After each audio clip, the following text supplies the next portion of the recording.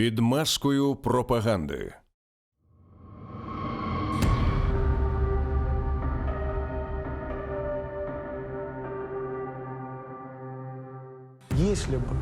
Якби не розпочалася операція, буквально наступного дня На следующий день началась борьба. почалася б операція з боку НАТО, але лише руками бандерівців та неонацистів. Нацистов. Не залишилось жодного способу пояснити Заходу, що він займається злочинною діяльністю. Існує безліч маніпулятивних стратегій і тактик, які нав'язливо використовують пропагандисти, включно з Путіним. Не ми розв'язали цю війну. Повторюю, у 2014 році київський режим розв'язав війну на Донбасі. Ми розкриваємо найнебезпечніші метод багаторазового повторення. Хочу сказати, що спеціальна військова операція йде у суворій відповідності до графіку, за планом. Та улюблений прийом Геббельса. Стояти за фюрером, щоб не сталося. І принести величезні жертви в ім'я перемоги. Досвід і напрацювання якого з радістю взяли на озброєння в Кремлі. Наша перевага – Путін, і ми маємо його захистити. Дякую.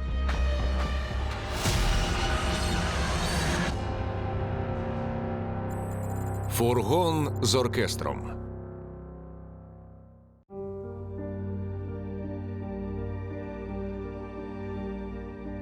Фургон з оркестром – це такий прийом, який розрахований і активно використовує таку психологічну особливість людей, як схильність до конформізму, тобто бажання бути таким, як усі.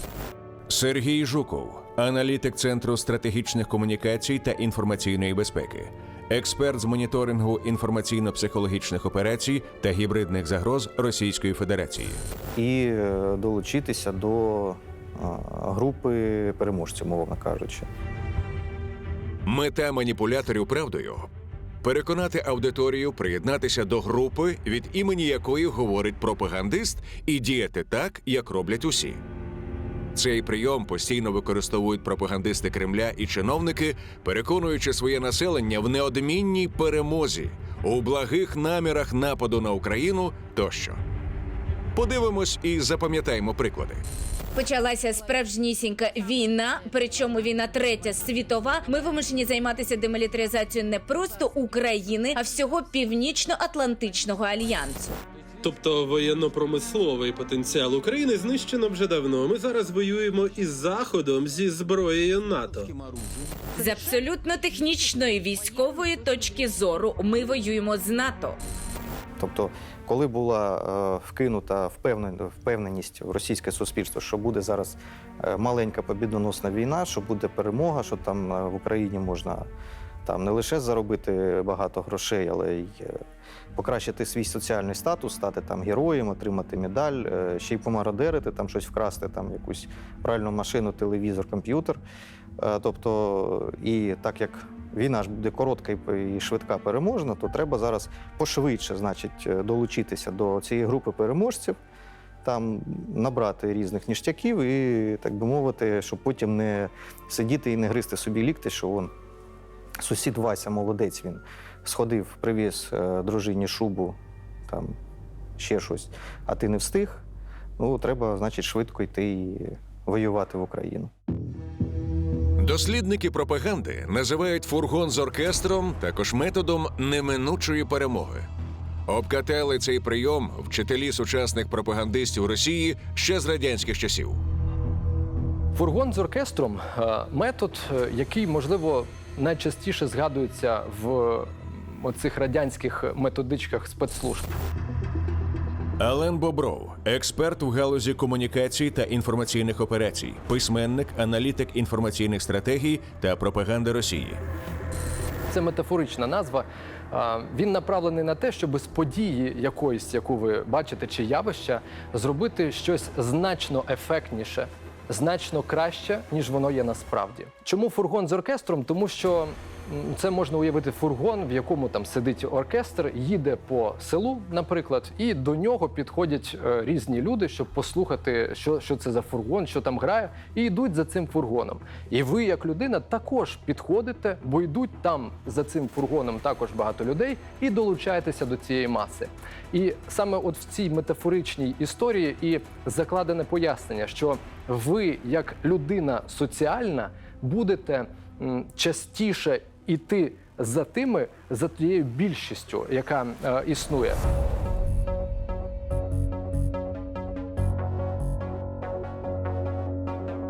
Ця композиція демонструє трактор, коли вперше виходив в поле в рамках колективізації і намаганні вибілити, намаганні максимально заохотити людей до вступу в колгосп, хоча колективізації на селі в Україні чинився максимальний спротив, вони виводили в поля трактори в супроводі духового оркестру.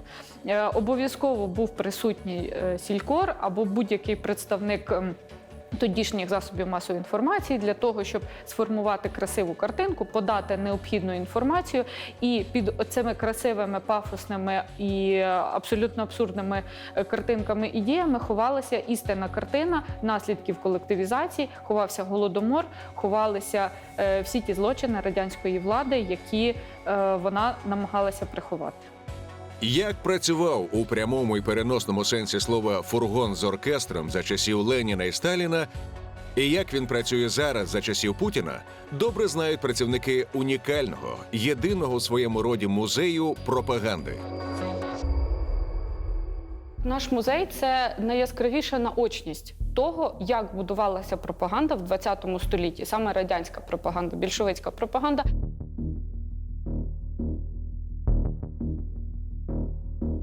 Людям треба пояснити, якими методами ця пропаганда працює. Що це не просто там собі на словах, чи це не просто так все, от вони собі придумали там в Кремлі і все. Ні, насправді це дуже масштабна, це системна робота, яка велася десятиріччями, яка має глибоченні історичні корені, яка має глибоченні наслідки, які ми ще зараз відчуваємо в сучасному суспільстві. І саме на цих наочних прикладах дуже легко провести паралелі з сучасною російською пропагандою.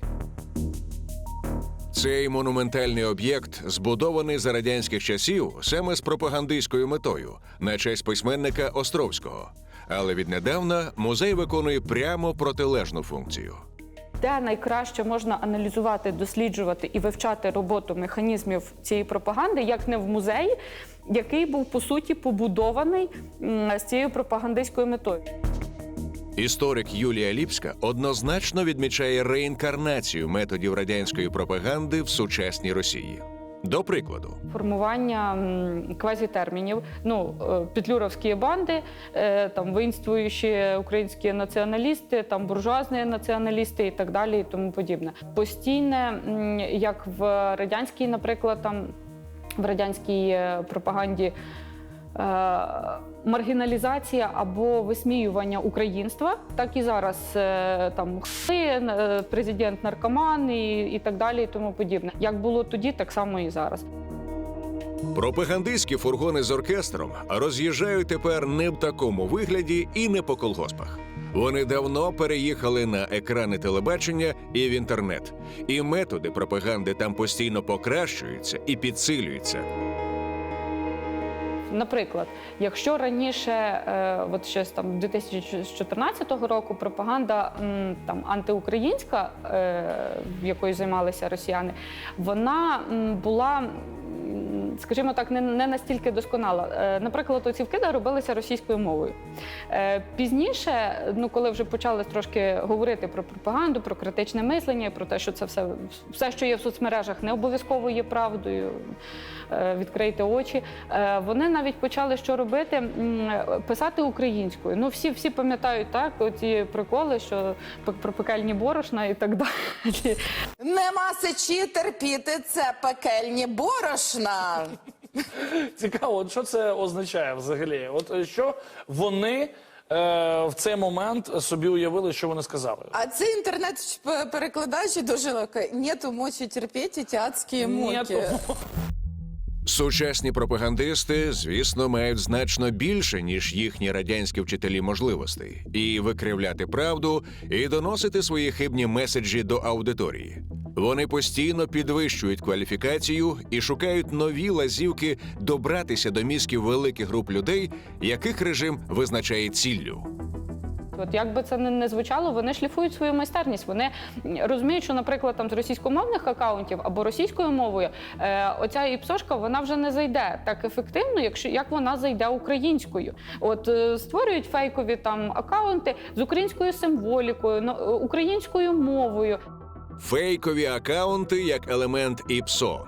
Такого радянські пропагандисти точно не знали. А от сучасні використовують повним ходом. Тож, аби розібратися в цьому, на деякий час переміщуємось із музейного простору в інші – віртуальний та військовий. Інформаційно-психологічні операції – ІПСО. Термін відомий, напевне, вже кожному українцю. Але найкраще, що це таке, знають військові. Основне завдання ІПСО – в підрив психологічної готовності і психологічної стійкості особового складу противника до ведення бойових дій, підрив його бойового потенціалу та спроможності. Вплив на населення противника лежить в цьому комплексі.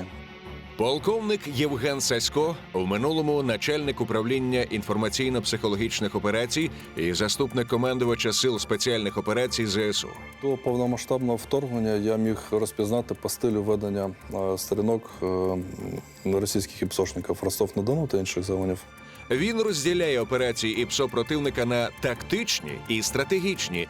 На тактичному рівні це мається на увазі застосування підрозділів на полі бою для підриву психологічної стійкості, психологічної готовності конкретно взятих підрозділів. Та також введення в оману. Це тактичний рівень. Наприклад, застосування звукомовних станцій, застосування конкретно взятих підрозділів, робота з полоненими.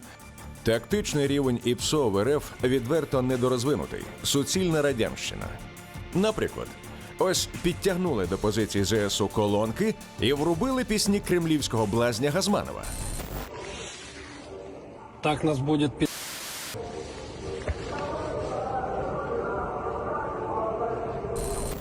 Це окопне ІПСО росіян безглузде. Проте на стратегічному рівні ворог дійсно вкрай небезпечний. У них працює жорстка вертикаль тоталітарної системи, починаючи з Кремля, де відпрацьовуються наративи, потім вони спускаються через говорящих голов Захарову, говоряща лошадь Лавров, господи, прости, на камеру таке сказати, всі знають цю правду, і товариш Пісков.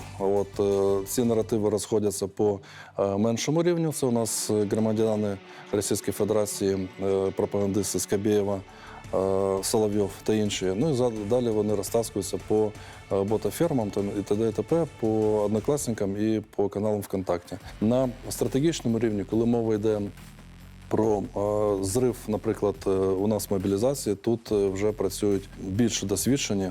Звісно, що спеціалісти, звісно, що вони орієнтуються на певні труднощі в нашому суспільстві, а в будь-якому суспільстві, яке веде війну, будуть труднощі з тими самими процесами, наприклад, мобілізації в будь-якій державі. Вміле використання цих труднощів могло би їх привести до успіху в їхній діяльності.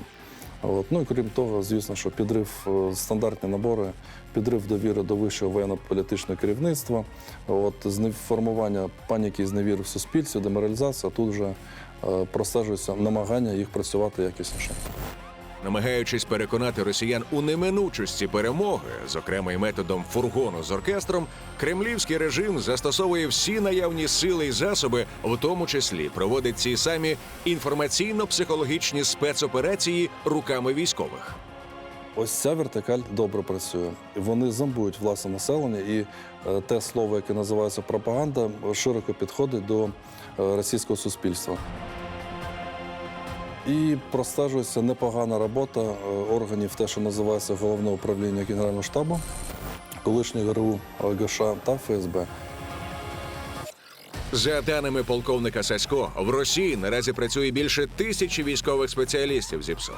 І ось який вигляд має один з них. Це підполковник російської окупаційної армії Олександр Олегович Кошель, якого взяли в полон в Україні навесні 22-го року. Кошель виявився цілим начальником відділення інформаційного протиборства та оперативного маскування 58-ї армії Південного воєнного округу Збройних сил Російської Федерації. Він представлявся начальником відділу моніторингу армії, і якоби зовсім не працює по лінії ПСО, відповідає лише за моніторинг. Проте він безпосередньо на зв'язку з командуючим армії, що свідчить про його певну роль в житті цієї армії. І, в принципі, розповів про специфіку їхньої діяльності на передових підрозділах. Фактично пропагандист у погонах, Кошель надав цінні свідчення щодо сучасної системи організації російських військ і ПСО. У структурі Головного управління Генерального штабу Збройних сил Російської Федерації існує 12 управління, яке займається проведенням спеціальних заходів в інформаційному просторі через підпорядковані військові частини. Їх щонайменше 4, розташовані в Єкатеринбурзі, Хабаровську, Сертолово-2 та Ростові-на-Дону. Закритим найменуванням цих частин є Центр воєнної зарубіжної інформації та комунікацій. Загалом же повна структура управління російськими військами і ПСО може мати ось такий вигляд.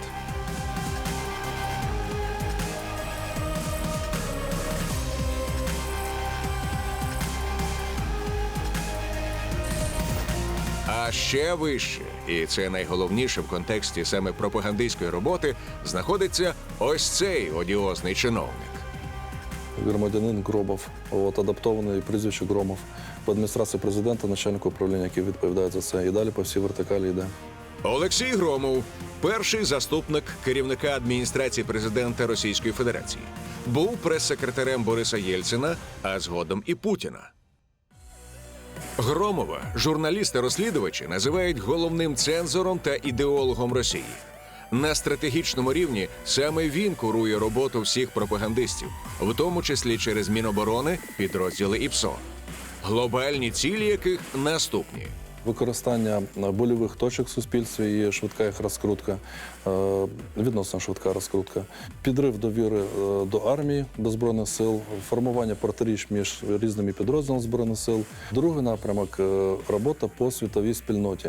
Тут, звісно, що підрив довіри до України, підрив довіри до вищого керівництва України, розмивання або розбиття єдності західного світу щодо підтримки України. І робота по власному населенню – це, звісно, що формування зомбування, пропаганда в кращих її традиціях, формування підтримки правильності обраного курсу керівництвом Російської Федерації на війну. Метод «фургон з оркестром», який використовують як військові, так і цивільні пропагандисти Російської Федерації, має одну важливу особливість.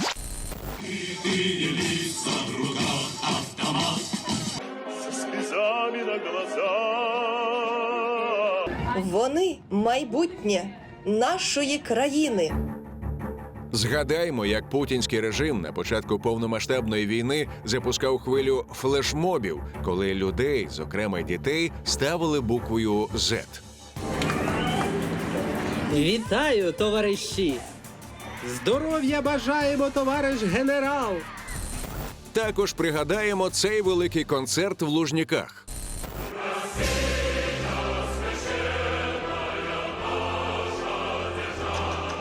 У березні 22-го він мав стати завершальним акордом бліцкригу з захоплення України. Людей звозили десятками тисяч. І це не просто так. Масовість – це дуже важлива складова.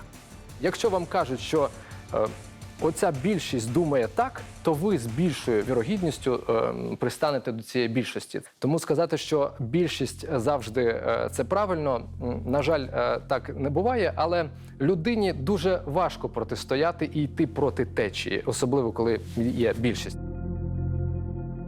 Росіяни, на яких постійно впливають пропагандистські фургони з оркестром, випробовують на собі добре відомий у психології ефект Рінгельмана, описаний французьким професором ще у 1913 році. Вчений на прикладі перетягування канату довів, що коли людина сподівається лише на себе, то викладається по повній. А коли натовп тягне канат, то усі байдикують, сподіваючись на інших.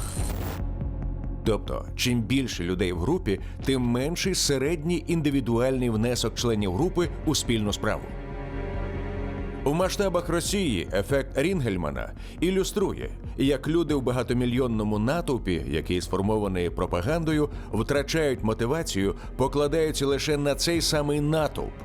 І цим користуються пропагандисти, намагаючись демонстраціями і концертами збити росіян докупи.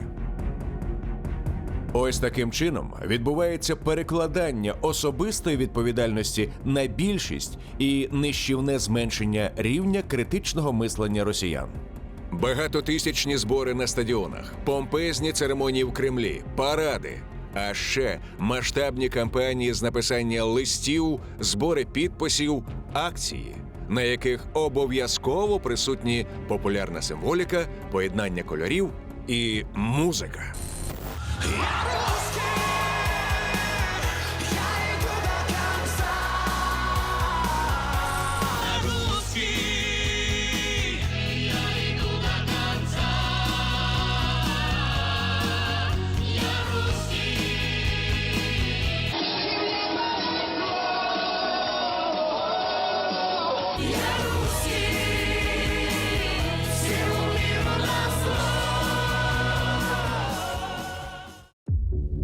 Все це той самий фургон з оркестром. І він так само їздив по мізках людей ще в нацистській Німеччині.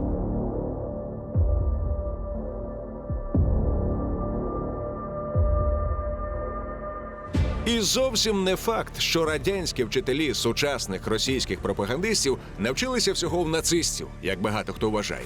Скоріше було навпаки. Нацисти вчились у комуністів. Дуже часто порівнюють там з нацистською пропагандою, що там сучасна РФ запозичила в нацистів, там якісь приклади. Але нацистська пропаганда вчилася в радянської. І все те, що, наприклад, пізніше реалізовував там чи проговорював той самий Геббельс, як говорять, що він там рупор був нацистської пропаганди, то він приїздив вчитися в Радянський Союз. Тому що Радянський Союз від перших хвилин свого існування вже в 20-х роках, в 21-му році, він говорив одним з перших декретів Леніна на офіційному рівні вже новопроголошеної держави було про план монументальної пропаганди. Ми не можемо зазнати перемоги Керенського. Тоді не буде ані миру, ані землі, ні свободи. Вони неймовірну кількість часу, зусиль, ресурсів приділяли саме пропаганді, тому що вони розуміли, що на цих двох китах пропаганда і зброя тримається, по суті, весь їхній режим.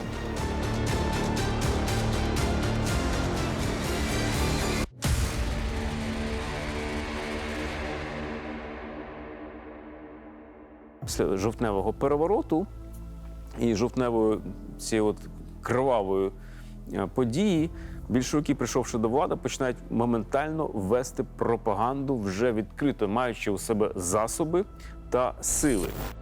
Олександр Алферов, кандидат історичних наук. З початком російського вторгнення добровільно вступив у лави ЗСУ. Нині начальник групи управління 3-ї окремої штурмової бригади.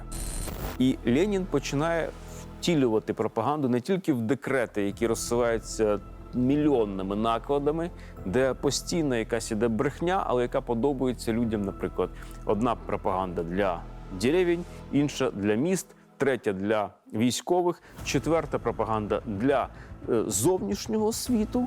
І ці пропаганди були для всіх різні. І він розумів, що це ключовий інструмент для того, щоб втримати владу, для того, щоб уникнути можливих якихось там заворушень. Тому що він розумів, що державу, яку він намагається побудувати, він її намагався побудувати на принципі насильницького захоплення. Саме тому навіть в нас в експозиції на рівні зі зброєю фізичною завжди стояли пропагандистські листівки, штандарти, плакати, лозунги і так далі. Вони вже тоді розуміли силу пропаганди, силу інформації. І одночасно з тим Ленін запроваджує популярну на вже 20-ті роки в СССР пропаганду засобами радіозв'язку. В кожне деревню, в кожен населений пункт, радіоточка на площі, з якої йде постійна інформація. В 20-х роках йде масова радіозація суспільства. І Ленін активно проговорює про те, що засоби комунікації, як радіо, мають бути усюди, бо це перше, що є для пропаганди. Ненависть змучених злиднями робітників і селян поміщики і капіталісти намагалися направити на євреїв. І в інших країнах доводиться бачити нерідко, що капіталісти розпалюють ворожнечу до євреїв, щоб засмітити очі робітникам, щоб відволікти їхні погляди від справжнього ворога трудящих, від капіталу.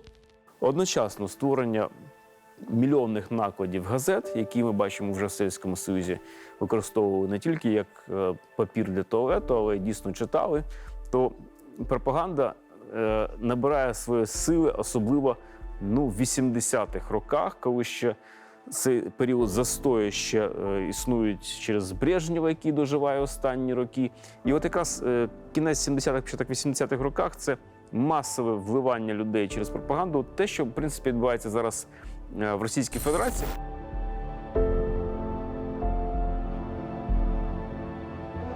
Як колись за комуністів, так і зараз газети і радіо використовують в Росії для тотальної пропаганди.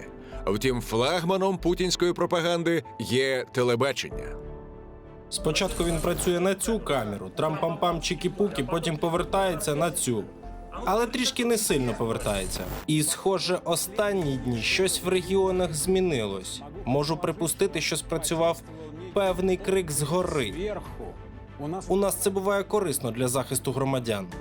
Сила телевізійної картинки в тому, що вона дозволяє одночасно впливати на кілька органів сприйняття людини.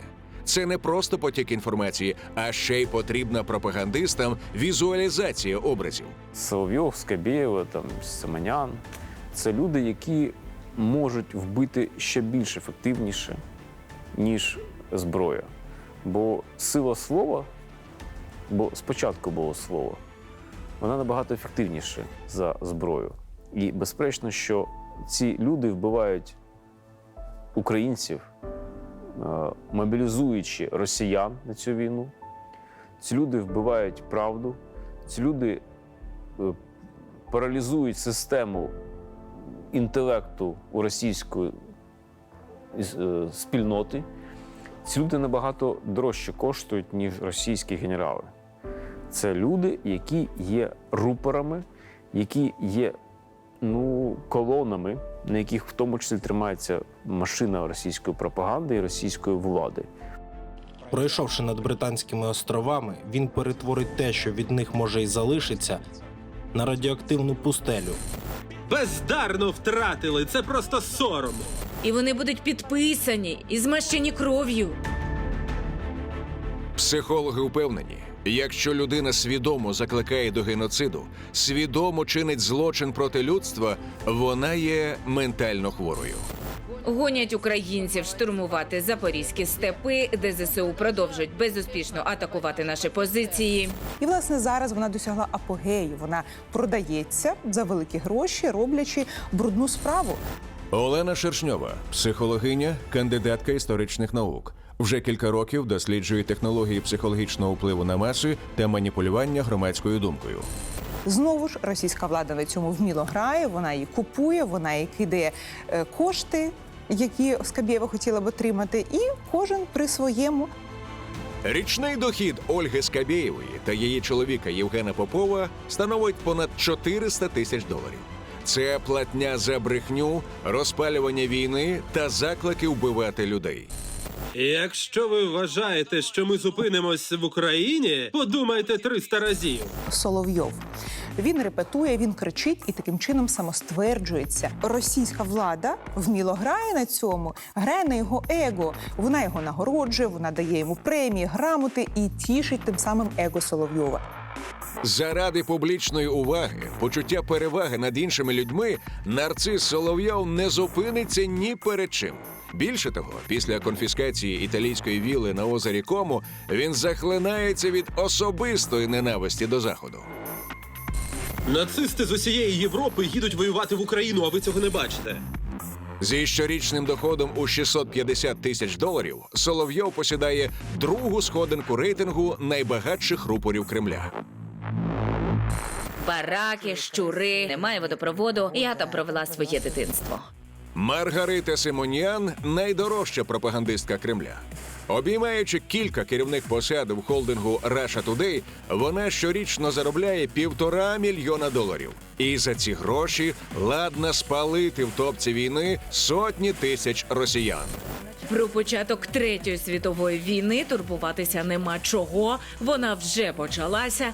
Їх не зупинить нічого, крім одного, поки вони нас не знищать. Вона не раз говорила про те, що у випадку програшу Росії їх всіх чекає Гаага. Максим Майоров, аналітик Центру стратегічних комунікацій та інформаційної безпеки, автор кількох наукових праць з вивчення та аналізу методів пропаганди. Вона намагається поширити цю відповідальність, залякати росіян тим, що ця Гаага чекає не тільки пропагандистів, вона чекає кожного двірника. Пропагандистська машина Кремля використовує різні методи не тільки на телебаченні, але й, звісно, в мережі інтернет. У різних соціальних мережах створюють сотні тисяч фейкових сторінок, з яких орудують боти і тролі. Мільйонами постів вони створюють ілюзію масовості, що є невід'ємною складовою фургону з оркестром, з яким тісно пов'язаний наступний пропагандистський прийом, який ми детально досліджуємо.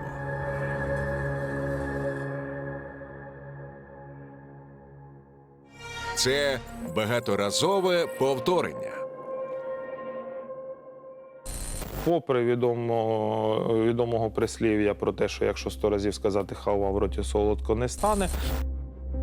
Андрій Шаповалов, заслужений журналіст України. У 2014-му був єдиним зі 124 депутатів Луганської обласної ради, хто публічно з трибуни засудив сепаратизм і відмовився визнавати окупаційний режим Росії. Якщо сказати 100 разів Крим наш, то в роті солодко у них стає, і ми це бачимо. Як говорив Геббельс, завдання пропаганди – не висвітлювати правду. Завдання пропаганди доносити ту ідею, вносити в свідомість людей ту ідею, яка необхідно внести. І одним з методів внесення – це постійне багатократне повторення одного і того самого.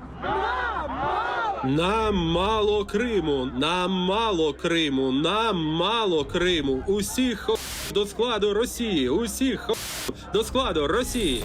Багаторазове повторення дослідники пропаганди називають найулюбленішим прийомом Геббельса. Він казав, брехня, повторена 1000 разів, стає правдою. І це постійно використовують російські пропагандисти. Це, власне, те саме, що зараз робить Росія. Постійне багатократне повторення одного і того самого. Це використання близьких, наприклад, людям наративів. Землю крістянам, фабрики робочим. Загалом увесь нібито успіх пропаганди Кремля побудований на багаторазовому повторенні кількох десятків брехливих тез, які транслюються десятиліттями, а тому врешті сприймаються як правдиві. Якщо повторювати цю інформацію двічі, тричі з різних джерел інформації за допомогою лідерів суспільної думки, то у людини виникне ілюзія, що вона цю інформацію вже десь чула. Якщо вона її десь чула, значить це і правдива інформація. Середньостатистична людина просто не може повірити, що хтось здатен так довго і цілеспрямовано викривляти реальний світ.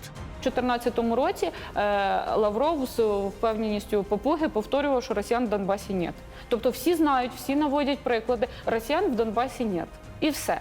І оце постійне повторювання, воно в людей викликає такий момент, а дійсно, може це я щось неправильно розумію, може вони так, може це і правда. Сміливіше, вели війська на Донбас, навели ладу, відкрито. Ми не можемо якісь ініціативи висувати в своїх інтересах. Нісенітниця це все. Немає на сході України жодних російських підрозділів, ані спеціальних служб, інструкторів. Це місцеві громади. Сахалін, Бурятія, привіт! Привіт, Чита! Привіт, Улан-Удэ, Чита, Ясногорськ, Ногінськ, Сочі! Вони ввели в звичку людям і своїм, і іншим про те, що вони звільняють. Звільняють Україну, звільняють Донбас, звільняють там Чечню і так далі. Звільняти від існуючого режиму потрібно всю територію. Стратегічна перемога Росії у цьому конфлікті – це коли українська держава, а саме держава, тобто київський режим, вона припинить своє існування. Тобто оце багатократне повторювання, те саме, що було як і за радянського, і за нацистів. Спершу їм треба цей термін ввести в звичку людям, в побут, а потім вони вже собі ним оперують, як вони хочуть, і пояснюють таким чином свої загарбницькі дії. Кремлівським пропагандистам добре відома маркетингова теорія 7 дотиків. Її суть полягає в тому, що ви маєте в будь-який спосіб 7 разів нагадати клієнту про ваш продукт-пропозицію, перш ніж його продати. Так само, щоб людина купила інформацію, тобто повірила в неї, потрібно мінімум 7 разів повторити її. 7 контактів, умовно кажучи, для людини, якщо їй там, як книжка вчить, що якщо вона 7 разів десь почує одну і ту саму інформацію, вона буде вважати, що це правда. Тобто, все. Там не те, що 7, там 777 контактів, і людина починає це сприймати як доконаний факт і навіть розділяти це як певні релігійні вірування. У відповідь на неонацистський держпереворот в Києві в Україні розв'язано тотальний терор проти цивільного населення. Завдання щодо денацифікації та демілітаризації України будуть виконані. Це працює, звичайно, і про 8 років бомбили Донбас, і про біолабораторії, це постійно повторюється. Про те, що Крим російський, вони постійно повторюють. З росіянами це дуже активно працює. Наприклад, вони там в школі їм про це розказують, з телевізора їм про це розказують, в інтернеті про це пишуть, на кухнях це обговорюється, там, на роботі між колегами. І в результаті люди починають відтворювати ті наративи пропагандистські, ті фейки, про які їм постійно про це говорять. Смерть хам! Смерть бандерам, зрадникам! Наскільки ефективним всередині самої Російської Федерації виявився улюблений прийом Геббельса, багаторазове повторення та інші методи маскування реальності? Без шуму та пилу розкладаємо по поличках. І взагалі, наскільки активно влада та пропагандисти використовують їх проти власного народу?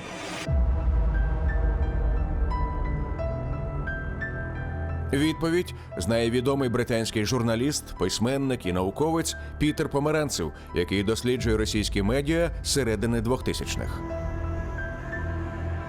Тут усе суспільство на це налаштоване, і це цілком усвідомлено, продумано. Значить, це і система освіти, але це також і пропагандистські ефекти політичних явищ. Вони завжди думають про інформаційні ефекти. Я думаю, це завжди було в цій системі, але особливо з середини 90-х, коли вони розуміють, що Кремль дуже слабкий, що регіони залишаються сильними, їм треба повернути відчуття, що Кремль, що центр сильний, що країна єдина, коли вона вже дуже-дуже розхитана. І це свідомий вибір політтехнологів, де повернімо сакральність влади, Сурков каже, Павловський, інший політтехнолог, каже, вкрай важливо, щоб було відчуття, ніби Кремль скрізь. За великим рахунком, каже дослідник, вся пропаганда Кремля націлена на формування образу царя і безальтернативності його правління. Цей наратив скрізь у ЗМІ, соціальних мережах, кіно та освіті. Питання в тому, чому це так сильно спрацьовує. Чому навіть молоді люди, які не пам'ятають 90-х, повторюють фразу «без Путіна хаос» або «від нас хочуть відірвати шматок». У пошуках відповідей на це питання науковець та викладач Пітер Померанцев мав змогу ознайомитись з недоступними для загалу глибинними інтерв'ю десятків пересічних росіян. Я не очень верю в вопросы, Я не дуже вірю в опитування, прямі опитування зі зрозумілих причин. Але глибинна, квалікативна соціологія, там, де роблять глибинні інтерв'ю з людьми, там, де можна вибудувати довірчі стосунки з однією людиною, особливо якщо різні провінційні університети роблять, там, де є добрі стосунки з респондентами, там дуже цікаво. Дуже цікаво ось що. Навіть ті росіяни, які скептично ставляться до війни і не підтримують Путіна, все одно повторюють пропагандистські штампи. І навіть складається враження, що вони в них справді повірили. Від нас хочуть відкусити шматок. Так? Або, якщо не Путін, хаос. Все це пропагандистське якесь лего, з якого люди будують свій світ, воно сидить навіть в людях, які скептично ставляться до війни і влади. В принципі, я взагалі таку тезу запропонував, що це взагалі такий простір, де держава побудована довкола цих пропагандистських блоків. А ці пропагандистські блоки, в свою чергу, як на фундаменті, міцно стоять на глибинних міфах Росії. Де закінчується кордон Росії? Росія закінчується через Берінгову протоку зі США. Кордон Росії ніде не закінчується. Пропаганда пов'язує людей через медіа, через освіту, через мову, через геть усе з цими глибинними міфами. І, в принципі, тримає суспільство. Вони стають частиною їхньої агресивної ідентичності, що є складовою їхньої особистості. І тоді люди дуже-дуже агресивно ставляться до всього, що, на їхню думку, суперечить цим міфам. Перестріляли би вас усіх краще. Росія не агресор, але всіх вас треба розстріляти. Уроди, вас всіх розстріляти потрібно. Краща у світі країна – це Росія. Вони всі пов'язані з силою, з місією якоюсь, що вони мають якусь глобальну місію, якесь глобальне право придушувати інших. Це те, що на поверхні. Тобто навіть не в глибині, це постійно проголошується, і всі цим живуть. Але за цими ідеями вже майже нічого не стоїть. І якщо колись в 19 столітті вони могли ще якось формулювати якусь ідею, якісь міфи і цілу низку асоціацій, то нині залишився лише психологічний міф. Психологічний міф, що ми маємо право на насильство, ми отримуємо задоволення від насильства. І все. Просто таке приниження, культура психологічного приниження і приниження інших. Начебто вже весь міф розібраний, і залишилася просто психологічна кривава серцевина цього міфу. Пропагандистська машина Кремля працює на повній потужності, аби забезпечити покірність населення та його масштабну підтримку війни і Путіна. Для цього з історії підіймають глибинні проблеми, травми та міфи. В принципі, якщо послухати лекції і промови Путіна, це не надто приємно, але потрібно за фахом, він постійно грає ту саму психологічну музичну партію. На початку кожної промови грає приниження. Росія принижена всіма, принижена 90-ми, принижена Заходом, принижена світом. І в цьому він якось втілює всю бідність і приниження всіх людей, які живуть у цьому просторі. А потім всередині промови він підводиться і починає принижувати інших. От зараз ми повернемось, ми встаємо з колін, ми принижуватимемо інших. Людина, яка слухає його, повинна спершу відчути себе приниженою, і вона почувається приниженою щодня, якщо живе в Російській Федерації, і потім може принижувати інших. Такий суто психологічний, такий глибинний стан. І все довкола цього крутиться. Ну так, ідеї пішли, залишилося тільки насильство і приниження.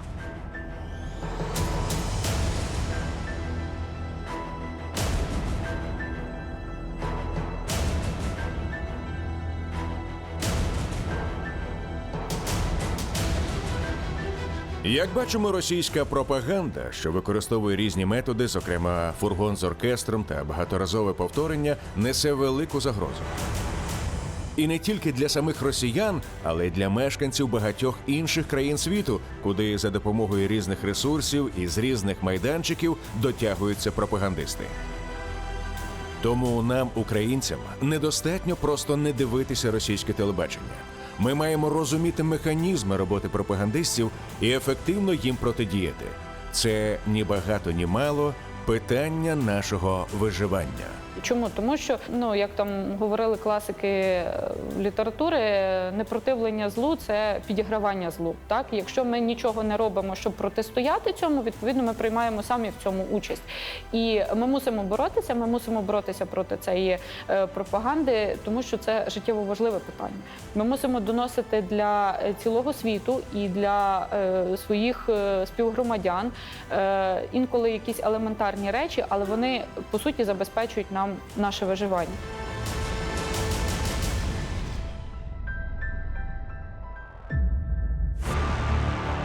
В наступній серії ви дізнаєтесь, як пропагандисти використовують метод невідомого героя для придушення страху смерті і перетворення людей на гарматне м'ясо війни.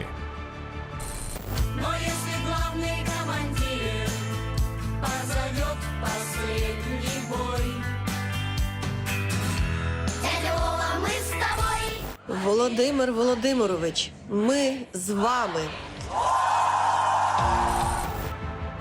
І розповімо, як метод демонізація ворога перетворив росіян на націю варварів, садистів та вбивць.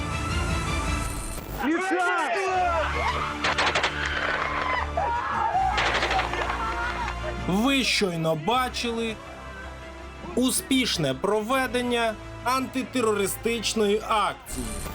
Всіх вб'ємо, всіх, кого треба, пограбуємо, все буде, як ми любимо.